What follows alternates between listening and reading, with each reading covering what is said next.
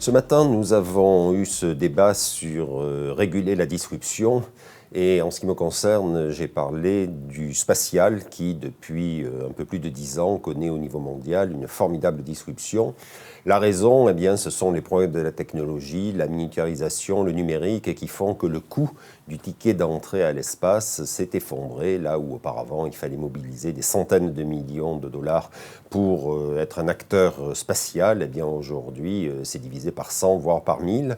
Et l'un des pionniers, je dirais, de cette disruption, eh bien, c'est bien sûr Elon Musk avec sa société SpaceX qui a totalement révolutionné le secteur spatial avec des lancements à haute fréquence. Cette année, il y aura entre 50 et 60 lancements de SpaceX, avec sa constellation Starlink qui met Internet partout sur la planète. On l'a vu lors de la guerre en Ukraine.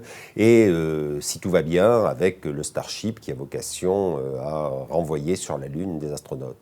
Donc dans ce contexte où les choses évoluent très très vite, eh bien l'Europe n'est pas, je dirais, en reste, puisque de son côté, il y a une ambition politique affirmée pour bien prendre en compte l'importance du spatial, et on a joint le geste à la parole. Il y avait récemment la réunion des ministres européens de l'espace qui a mis près de 17 milliards d'euros sur la table pour les 3 prochaines années, en augmentation de près de 20%.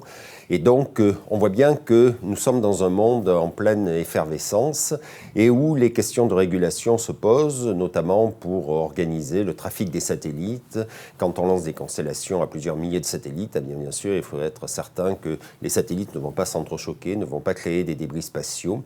Et donc, plus que jamais, eh bien, le spatial connaît la disruption, mais cette disruption, eh bien, il faut l'organiser, peut-être la réguler. Et c'est l'un des sujets dont nous avons parlé ce matin.